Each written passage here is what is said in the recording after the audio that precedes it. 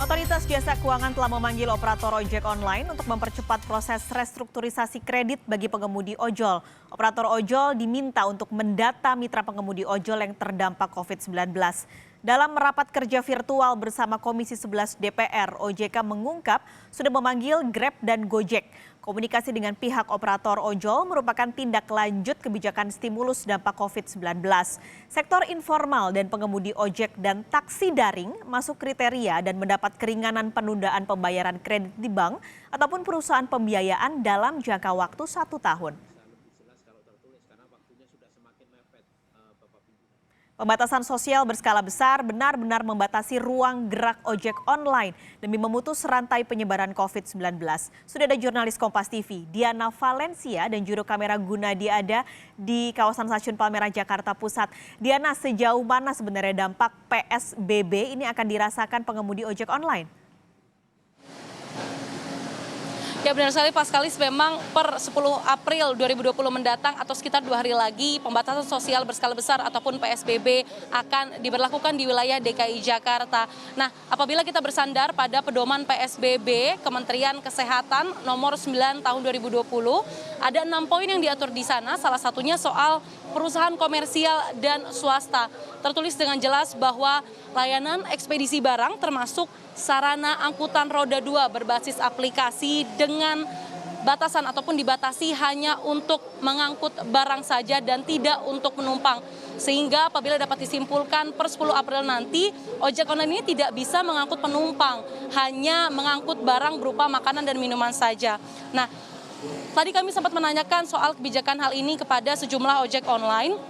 Mereka merasa tetap khawatir begitu karena biaya ataupun pendapatan mereka dari pengantaran barang berupa makanan dan minuman itu tidak ataupun bukan jadi substitusi penghasilan yang seimbang ataupun pendapatan yang seimbang ketika mereka mengangkut penumpang. Perharinya dalam kondisi normal mereka bisa mendapat 300 hingga 400 ribu per hari apabila mereka mengangkut penumpang. Tapi setelah adanya situasi tanggap darurat COVID-19 di Indonesia ini, mereka hanya bisa meraup penghasilan sekitar Rp50.000 hingga Rp100.000, sehingga mereka masih merasa resah dan khawatir terkait bagaimana mereka mampu menghidupi kehidupan mereka sehari-hari.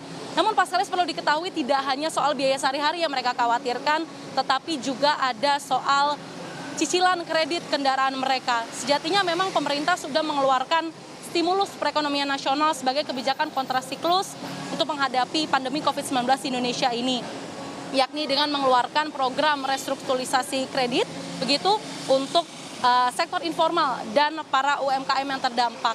Caranya dengan apa saja? Ada 6 cara, yakni dengan adanya penurunan suku bunga, kemudian perpanjangan jangka waktu, kemudian pengurangan tunggakan pokok dan tunggakan bunga, kemudian ada penambahan fasilitas kredit, dan yang terakhir, yang keenam, ada konversi kredit menjadi penyertaan modal sementara. Nah, Pak Skalis, terkait kebijakan ini, keringanan cicilan kredit, kami sempat menanyakannya kepada sejumlah ojek online di kawasan Stasiun Palmerah dan berikut respons mereka. Pengajuan itu kan dari pihak aplikator udah pengisian, namun belum ada pengumuman resmi. Bagaimana solusinya? Tetap saya masih ditelepon dari pihak perusahaan bagaimana cara mengajukan kredit dan masih minta untuk membayar.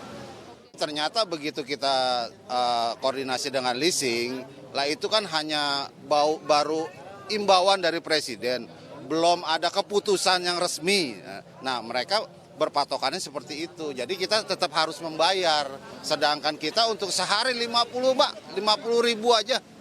Susah benar. Ya Pak Skalis, memang perlu diketahui dan digarisbawahi lebih lanjut, setiap pengemudi ojek online yang ingin mengajukan keringanan kredit tidak serta-merta akan langsung disetujui oleh pihak bank ataupun leasing. Ada sejumlah syarat dan juga daftar prioritas yang ditetapkan, salah satunya adalah dengan melihat rekam jejak ketepatan pembayaran dan atau bunga kredit.